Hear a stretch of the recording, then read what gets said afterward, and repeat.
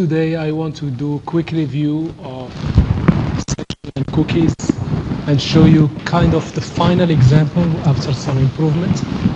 There is one more topic that we didn't kind of cover, which is important to be aware of, which is generating the HTML on the server side. I will explain this, and hopefully we want to move to web development using, especially the server side, using Java. And then after this, the only topic will be left is the security, web application security.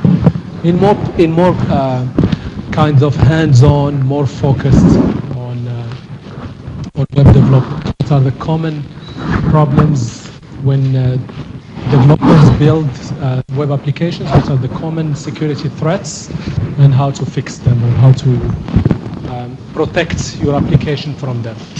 And this will conclude our course. Okay, so let me first run this app and just remind you how it looks and the concept of session, how it fits. So here is, I go to this website, and you can see automatically it took me to the login page. Although I asked for, really I came to this slash. I came to the root, but it took me to the login. Even if I try, like let's say I know there is a Hala URL, it insists. I know there is something shop URL, it insists. I have to go through the login. Okay, so the way it is doing this is very easy. Here is the URL slash. So before I handle the request, this is the normal way we handle the request. I added one more function. It's like intercepting the request and running some kind of testing, a precondition. If you meet the precondition, you can continue. Otherwise, you will be taken to the login. So this is authenticated or logged in, whatever. This is just authentication. Maybe some of you already do security. Authentication is one of the pillars of security where you identify the user. You challenge the user to provide evidence that they are who they claim to be. Okay, this is called authentication. So is authenticated. So what I do is by the way, if I am calling a function without passing parameters, which means the parameters that this function gets will be automatically passed to this. And by the way, like the handlers, like this is a route, let's say URL. The handler has three parameters. There is a request, a response, and there is next, which we don't use often. But in here we will use. I will explain what it means. So what I will do here, I will ask, is there a user in the session object? If no, there is no user, I will show the login page. Otherwise, I will say move next. Move next means do whatever you were supposed to do. Continue the normal path of handling the request. So this type of function is called a middleware. It's something that intercepts. It's a middle step between the handling and the reception of the request. So before you handle it, it goes through this middle step. And this middle step will say, okay, if you have logged in before, you're supposed to have a user object in the session. If not, I'll give you the login page. Otherwise, don't worry about this line. I will explain it later. This line means continue the normal execution, which means I'll take you to the home page, to the home URL. Okay. So this is the normal stuff. I have implemented this using a file again. This is a user file. It has 3 users. I can log in with one of those users. Okay. So if I log in using a different user, it will give me username and invalid username or password. If I log in using a correct one, it will let me in and show me the home page. So the home page, it has a menu and it has this three options. I can either come to the home, do the Hala, the one we did before, and there's a shopping that I will explain what it has. So this example, basically, the purpose of it shows three things. One is session, the other one is, okay, that's it, okay, good. Now, what I was talking about. Yes, in most cases you will do the rendering of the page or generation of the HTML on the client, but in some cases you might prefer to do it on the server. As I mentioned, I have to find some more convincing cases for you to motivate you to do it on the server. But you should be familiar with it, because in some... Yes. Yes. If I know the URL, I don't want to go through here. By the way, these are links that go through, it shows you the URL. It's not very clear. But if I know it already, no problem, I can go there. It will go to the shopping place, no problem. So that's the first thing. Like the new thing in this implementation that I just provided you is this ability to run a pre-check-in function before you handle the request. And all you do is you add this call before you handle the request. Of course, here in the login, I didn't put it. Otherwise, it doesn't make much sense. You came to the login, of course, I don't need to check whether you are logged into login. So I don't have that check. But for the rest, same for logout. If you want to go for logout, I don't need to check whether you are logged in. And by the way, logout is nothing but you go to the session and destroy it. That's what logout is. So the session object has a function called destroy. It is asynchronous function. Don't tell me now you don't have space. Okay. All right. So here's the logout, how it works. Now the next one is the, just to remind you about that Hala experience that we saw. So here is Hala. It's one visit. If I refresh, second is okay. Third is okay. The fourth you will get. Third is fine. The fourth, you will get a different face. It will also remind you I added this feature. No extensions to projects and deadlines. So you keep doing this. It knows how many visits you did. But if you want to trick it, no problem. You can always delete the cookie. It is the cookie that shows how many times you came. So if you delete it, yeah, if I refresh, it will be happy with you again. Okay. So this example shows you that cookies are not only for tracking sessions. Cookies, one of the fundamental use cases. Yes, you can put some pieces of information that help the application to customize itself. Typically, for example, you have the language. Many websites, they offer you multiple languages. And when you select a language, they can store it as a cookie on your browser. So next time you come, you don't need to select the language. It already knows. But if you go and delete that cookie, it will be asked again. These are examples of where cookies are very, very useful. Okay. Now, just to remind you how this is implemented. So here it is. The way, this is the Hala method that's handling the /Hala. So what I'm doing here, I assume you came the first time. And then I'll check, is there a cookie called access count? If there is, this will be it will be true. Yes, very good, thank you. It will be true.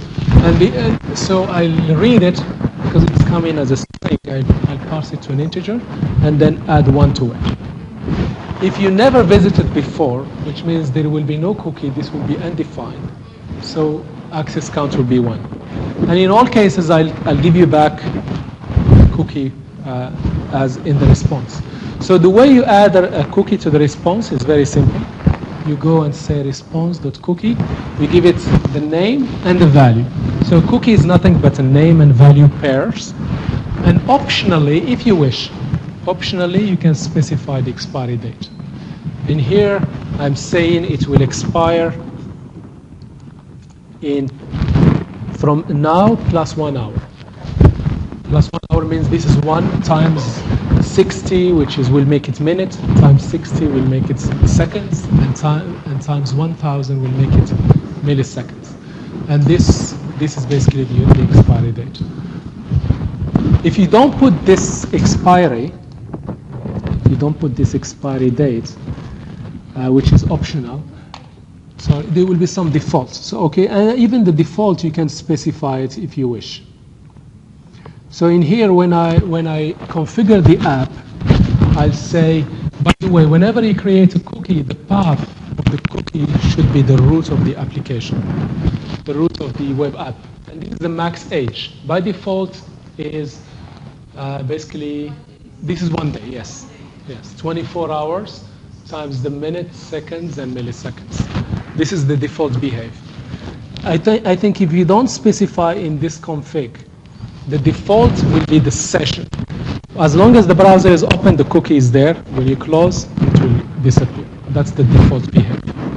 But you can specify a default for all cookies, and you can override it when you create a particular cookie. You can still override it by providing this extra parameter expires, and you specify date, expiry date. Okay, depends. Basically, the way it works is, by default, if you put it in the root, all other subroutes, if we call them, yes, will receive that cookie. But if you put it on certain path, only that path will receive it. Okay, so most likely in most cases you put it in the root. But if you wish to put it, like let's say here. By the way, you can put another parameter, comma path / hello, and this cookie will only be applicable to that path. Which means if you visit other paths, that cookie will not come in with the request. It has to be verified. I didn't play with this, but this is the normal behave. All right, so this is clear. Now, this render I will explain last. Now, shopping cart, that's another example of using sessions. So here I do some shopping and I keep adding items to the cart. Let's say add some cookies first, add. So here I add some whatever it is, orange, whatever. All right. So where are these items maintained? In the session on the server side. So whenever I add an item, I go to the session objects and keep adding there. So even if as long as I don't log out, even if I go anywhere, I come back, my items are still there because they are on the server side stored. Of course, if I log out, the session is destroyed and all the items are destroyed. Or this is for very advanced users, is they take it on themselves and remove this session ID. What will happen, do you think, now? Sorry? Not only this.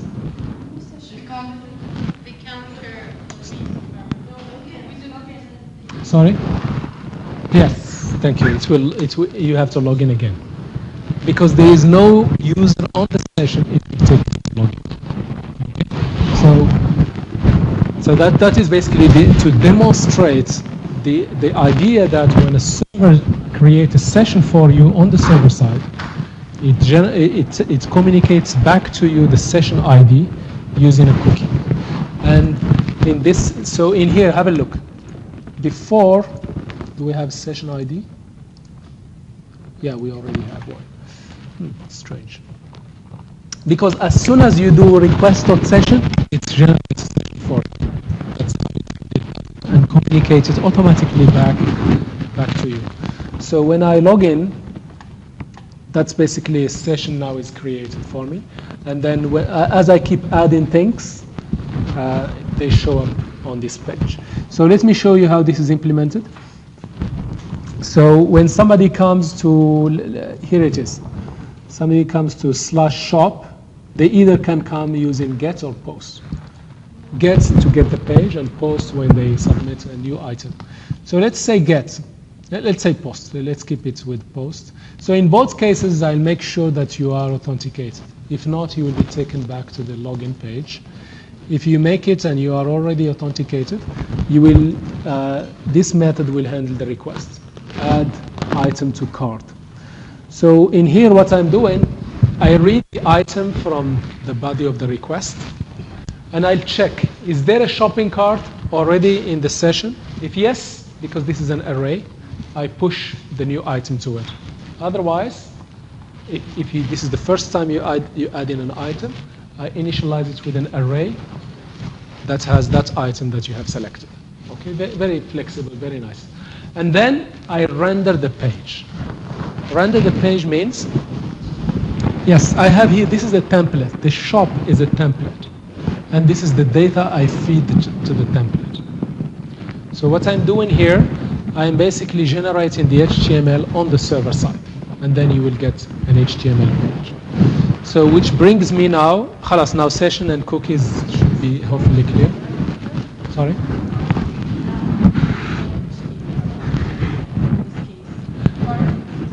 The whole HTML, I will explain it. Like the, yes, yeah, this is a good point. Like if you want that partial page refresh, you will use the mechanisms we have used so far, using JavaScript on the client side. Okay. On the server side, you see here, if you do rendering means generating the HTML on the server side, or generating the HTML using a template and data. So rendering is nothing but generating the HTML. If you do it on the server side, like this, but we still have to learn it. I'm saying learn it, but try not to use it as much as you can. So if you do it on the server side, rendering on the server side, first you are burdening the server with this extra task. Second, you are generating the full page again and again. You are not doing partial page refresh. Partial page refresh needs some JavaScript on the client side, the way you have done it so far. Okay. But this is, just for completeness, I wanted to show you the ability to generate the full page on the client, on the server side. It's also very powerful. I will show you. Already on the client side, but we regenerated on the server side. Yes, and they will get a fresh page. Like what I want to say here, have a look. When I no, remember this is stateless. Stateless. It's like by default, HTTP and HTTP servers are stateless. It receives the request, it generates the page, sends it out, and khalas. Except the shopping cart itself is kept, but the page you generate it, you send it, and that's it. So you get the idea. So in here, when I want to add cookies, for example, if I add, so this full page was generated, although it's very fast. Normally, if you do it on the client side, only this part. Okay, but the problem, like with server side, the whole page will be generated. But let me show you how it is done on the server side. So what I'm doing here, when I say render, this is a new method that you haven't seen before. You have seen JSON to send the JSON object. You have seen send to just send text. And you have also seen send file to send the file. You have seen this. Now this is a new one. A render, which means here is a template. And by the way, this is a handlebar template. So handlebars as a library or as a template engine works on both sides. You can either use it on the client side or on the server side. Okay. And handlebars is not the only templating engine. There are many other ones, but it's quite popular. All right. So in here, this is my template, and this is the data I feed to the template. And what I'm doing here, what render means, merge the two, generate the HTML, and send it back to the user. That's what render does. So here brings us to the shop. So shop is really, we'll find it under views, shop.html. Now, how do we know that this shop will be under the views folder? see here, shop is under a folder called views. And the extension, I didn't even mention the extension. By default, it should be there. No, not by default, it's configurable. So in the app.js, what I'm doing, first of all, I bring in a new package called express-handlebars. So I do npm install express-handlebars.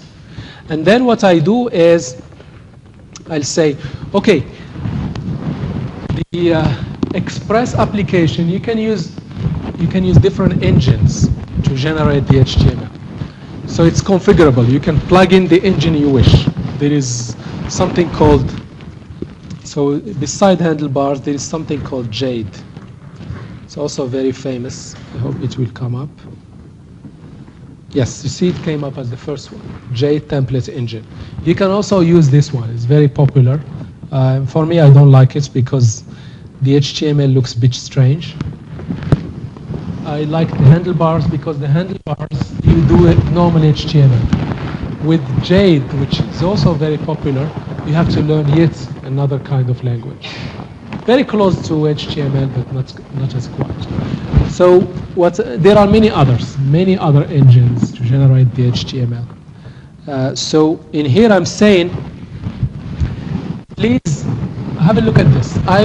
This is the default extension of the templates that I will be using. And also, I am telling the app, by the way, please use this handlebar engine. Whenever I say render, this is the engine that should do the merging between the template and the data and generate the HTML. So these two lines you have to add, plus this one. This one, it says to the app, yes, you will find the template in this views subfolder.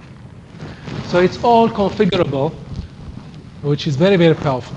They don't force you to go with one particular engine. You configure the way you want to, which engine you want. Here you can say views, HTML, templates, whatever you want to call them. You just need to specify. Sorry, here I mean this subfolder could be anything, but most people will call it views. And some people don't like to make some people don't like to call the extension HTML. You can make the extension handlebars. Okay, if you wish. And you can change this to be, if I do here, rename handlebars, if you wish. Even WebStorm understands the handlebars template. But it's up to you. You want to call your templates with this extension, it is fine. In fact, this is the default extension. Handlebars is the default extension for templates. But for me, I just want, it's your own preference. I prefer to just keep them HTML. This way, I can easily switch between client side and server side, if I wish. All right, so let me just go back here. All right, so you basically need these three lines. These three lines, what they do, they are informing the app, by the way, we will be using handlebar as the engine, and handlebars will be looking for templates with extension HTML, and these templates will be available in the roots folder under /views. Okay, these three lines, very important. Otherwise, this does not make much sense. What is this shop? Where we find it? Those three lines tell the Express app where to find the templates and what is the expected extension. All right, so here is the template. So the template has two parts, as you can see. There is the form. This is where I type in whatever item I wish, and I submit it. When I submit it, it will come to the server using post to /shop. I'm not using here JavaScript. Here is, by the way, the only use case where I can kind of think that you want to do this server-side rendering if you are scared of client-side scripting. So here, less client-side scripting. you do things on the server, there is a less stuff to do on the client side. So in here, I'm saying when somebody submits the form, I want it to go back to the server, to this /shop. What method should I use? Post. And here, if there is a shopping cart passed to this template, I want you to look through it and show the actual item in the shopping cart. Because this one is an array of strings, so I put this keyword this, which means each item. Yeah. So this is your cookies and banana and orange will be shown there. Okay. So, but there is still puzzling. Where is the head of the HTML? Where is the script? Where are the scripts? No, there is no. This is a template. This is a partial template. Okay. So where is the full page? So it is under this layout. There is a special folder called layout, and in there is the actual full page. So the idea is that you have kind of full page that has the scripts, the menu, the things that are repeated on all pages. And then for each sub-page, there is a template, a partial template. So there is the full page plus partial pages. Are you following? And of course, you configure all of this. Maybe you didn't notice here. I said here the default layout is make.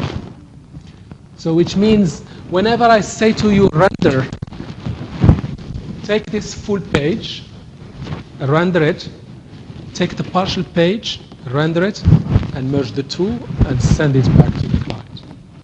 So let us look at the main page. Here is the main page. So the main page will have the script. So I don't need to include this script in every page and waste the time. If I have any script, is inserted once. And then the menu. Typically the menu is the same in all the pages. Have a look at this. Wherever I go is always the same. So this part is the same in all pages. So why should I repeat it in every template? Why should I have home that has this Hala will have repeated, and shopping will be repeated? So the things that is repeated, where do I put it? In the main layout. Okay? And the things that are specific to each page, I put it in the template of the page. Okay? So it's very powerful. Even, by the way, you can also do this on the client side, but there is less need for it because you have JavaScript there, and it's part of kind of the 80%. We only covered the most essential. But on the server side, it's part of the 20%. So that's why you see it. Whatever you can do on the server side, you can do on the client side. It's the same engine. It's just your choice. You want to do it on the client, which is the preferred way, but you need to write a little bit more JavaScript stuff. Or you want to do it on the server side, you burden the server with extra work, but you give yourself a bit of break from the JavaScript. This is the motivation, but maybe there are some other motivations.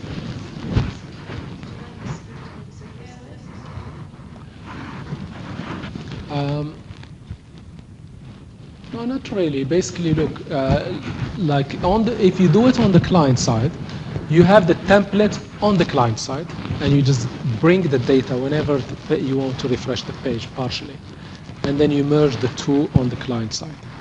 So there is no, it's basically the same information the user will see. Whether the merging and generating the HTML will be done on the client or will be done on the server. Also, if you have, I'm just thinking loud here, if you have an organization that is not investing on any upgrade of their machines, client machines, they're still using the 80s machines from the 80s. You might have a powerful server, but the rest you don't want to upgrade. You have, like, let's say thousands of users, you just want to stick to these old machines. So that's another use case where, because the machines are not very powerful, you do the rendering on the server side. That's another case I can think of where as a motivation to do it on the server side. But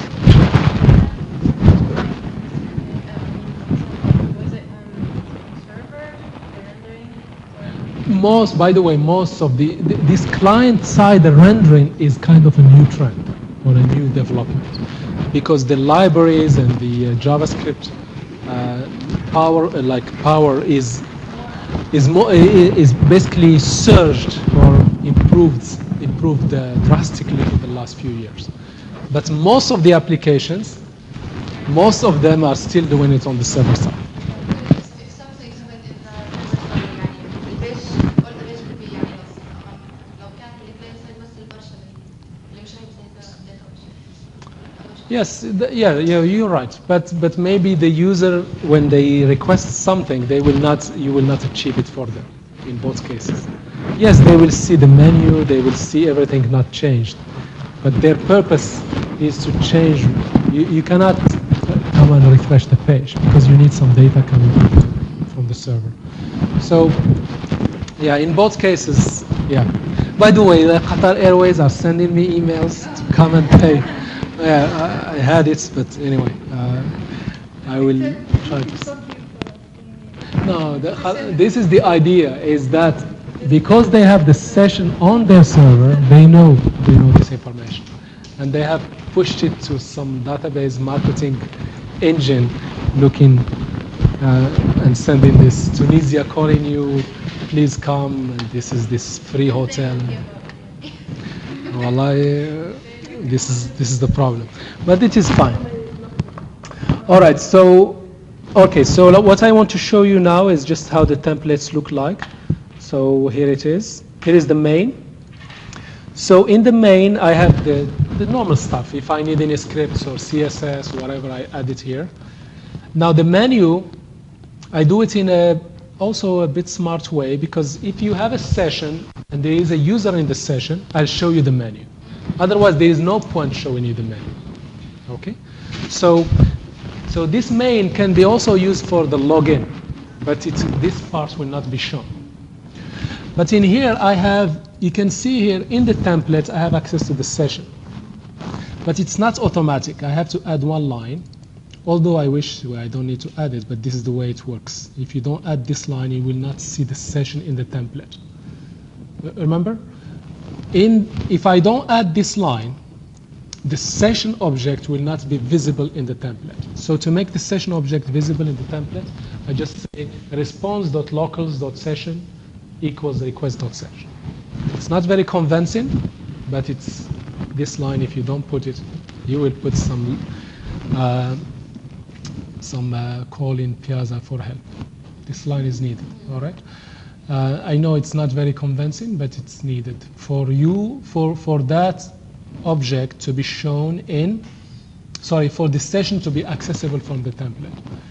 Now this is the layout, and then the partial page will be injected in here.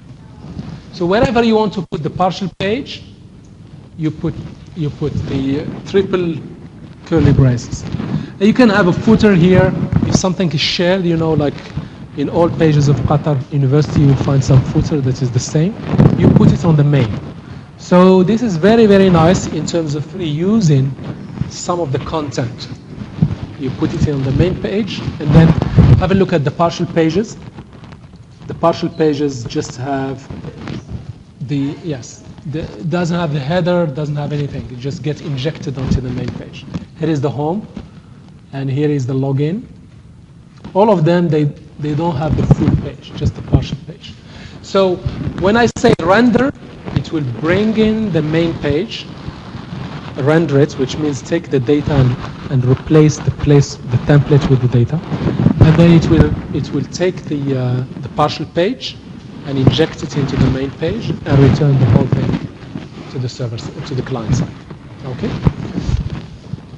I think that's all I wanted to show you. That's basically the render. Is clear? Any questions? Yes. At the part of the main. Okay, very good. So this layout is kind of, by default, it will look under.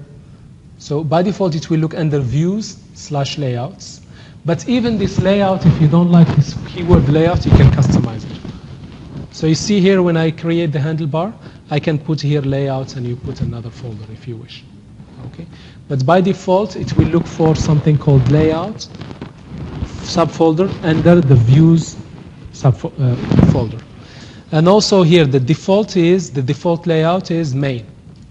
If you want to change this one to default or whatever, you can. But if you change this file name, you change it here as well. Okay. So everything is customizable. There is some default behavior, but it is customizable. So these 4 lines are a must for the render to work. Okay, is clear? All right. So I will dig it a little bit deeper because the slides are okay. I have posted them, but I want to improve them a little bit. So of that improvement, I will try to think harder, see if there are more convincing use cases where your rendering on the server side makes more sense than the rendering on the client side. So far we only seen the lazy developer don't want to do a lot of JavaScripting on the client side. We've seen the stingy company don't want to invest in upgrading their client. Those are the 2 I can think of, but maybe there are some more. If I find, I'll put them in the slides. The slides are basically textual write-up of some of what we discussed. So definitely you will get some questions on this, on the theoretical exam, in terms of the difference between cookie and session, difference between local storage and cookie and all this stuff. So please be familiar with it. And plus you have now a very nice example that illustrates all of this. Okay, so from now on, we will switch gears to back to Java. I know some of you have kind of missed it, but the reason why, by the way, this is the first time we're covering Node.js in this course. Usually it was from day 1, Java. So that's why, yeah, it has basically, this is the future. This is the future of web development. And plus, you will feel the burden when you are switching back to Java, which is a strongly typed language. Everything you have to declare. Just to give you a taste, small taste here, I am here dealing with contacts. I have to declare the contact class to do anything with it. In Java, we just use objects without declaring classes. So we back to that. But still very powerful. Don't underestimate it. It's also heavily used. The Java on the server side, like something like QNB, Blackboard, all of these are using Java as the platform for developing web applications. So it is still heavily used. Please don't underestimate it. So now in here, I just want to give you a taste of what it looks like. Of course, the client side is the same. JavaScript is still very important. CSS, HTML, the partial page update, all that stuff, client-side templates, everything is the same. So that's why I'm not going to show you how to develop traditional web applications using Java. Okay? What we will be focusing on, we just focus on the services. Remember the REST services? Okay? In fact, the client, the examples I'll be showing you later, the client is exactly the same as we saw. Let's say we take the hero example or contacts example. The client is all the same. The only thing that will change is the services. So the services will be developed in Java rather than Node.js. So just to give you a small taste of how this stuff look like, how services. Also Java, don't underestimate it. It is also very well equipped with like rapid development of web applications. So let me give you a taste, and next time, inshallah, I will explain in much more details. So in here, what I want to do, let me show you maybe the final results, and then come back and discuss it a little bit more.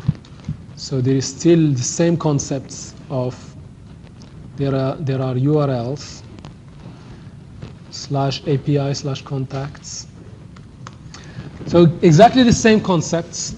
If somebody goes to this URL and they want to CMS/API/contacts, they will get these contacts. Okay? If they go to one particular contact, they will get that particular contact. In here, either as XML or JSON, I can ask either representation. I can ask whether I want it in Java, in XML or JSON. If I want to, let me show you.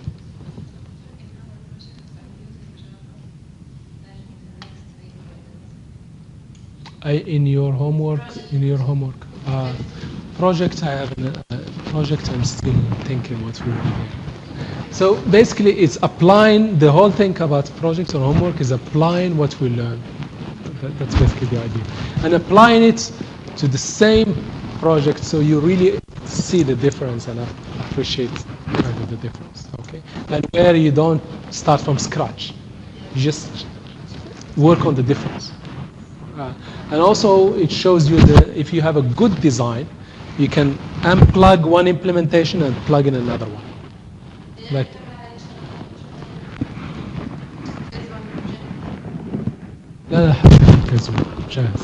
hopefully based on one of yours. Although for homework 2, yeah, I kind of do this from scratch, because although some of you managed to make it very well, it works. But the implementation is still a bit scary, unnecessarily complex. So that's why I definitely part of the, and that's why, by the way, that's why I experience delays in my grading and stuff, because you may be putting some effort in the course. I also put a lot of effort, because like I'm also developing with you. Of course, I pinch some of your work and plug it in mine to speed it up, but still, it puts a lot of effort. Like plus, this is new to me also. This Node.js, and it's all new. But that is fine. That is part of the learning. This course is the nature of this course is always moving. Yeah. All right. So now let me show you just a taste of how this stuff looks like. It's still very much through using, this is called annotations. So I take a class, a normal class. That's why I insisted on bringing you back to Java, just to connect what you already know and how you make it web accessible. So a service in Java is nothing but a class. And you already know class, how to develop it and so on. If you want to make it a service, which means you want to make it accessible through the web, you will do it now through annotations. So you will say, okay, this is a class. By the way, you can create an instance of this class and call it and work with it the normal way. But at a certain stage you say, oh, this class now is very, very interesting. I want to make it accessible to the rest of the world through the web. Java also makes it very easy. Just come and add some annotations. I'm saying, please, whenever somebody visits the URL of the web server, /contacts, they will land in this class. Then, if they came, let me show you. If they came through get, then what I want you to do, I want you to go to the repository, get the contacts, and then convert them to JSON and send them off. So there is a concept of, there's a built-in class called the response. Send an OK and send the actual JSON.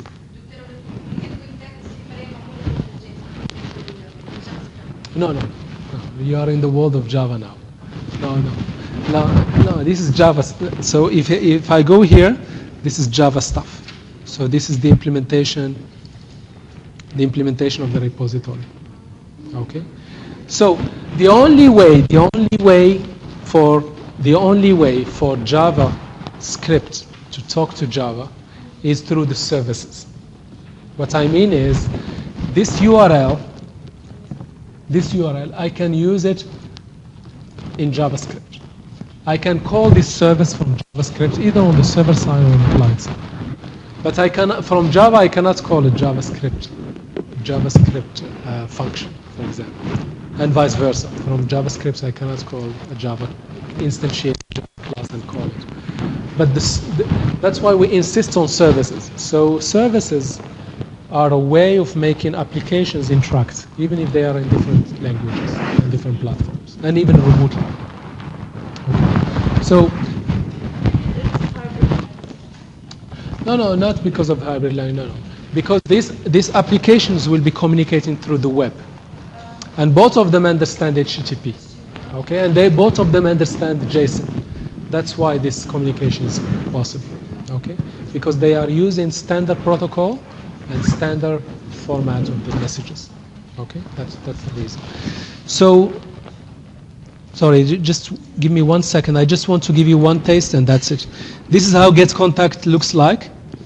This is how getting one contact looks like.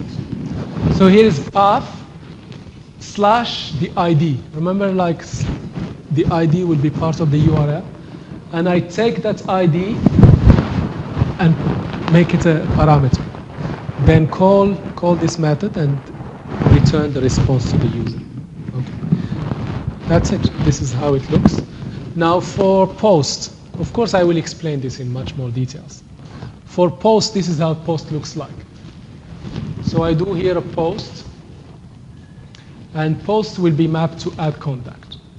So whatever is posted will be converted to a contact, and then I go ahead and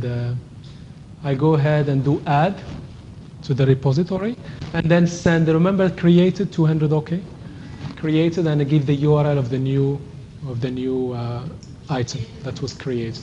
Okay.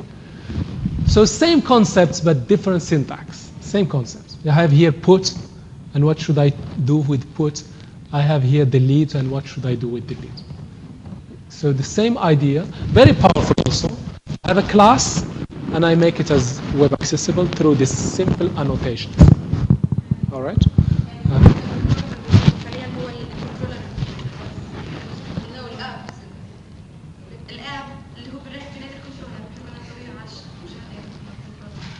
The app, no, in this case, like, to be realistic, when you choose on the server side, you have to make a choice. Whether you want to build your server side using Java or you want to build your server side using Node.js. It's not like mix and match. You can, of course, but usually you make the decision. You want to go Java, this is the way you do it. You want to go Node.js, that's another way to do it. There is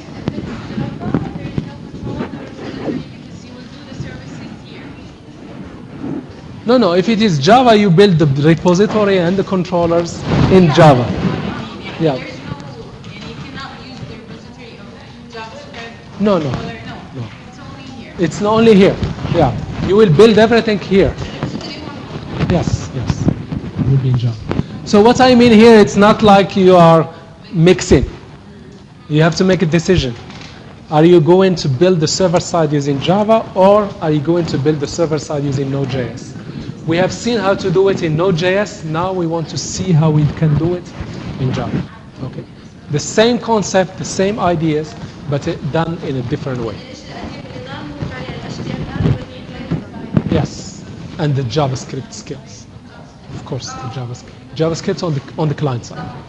The JavaScript on the client side, yes. All right.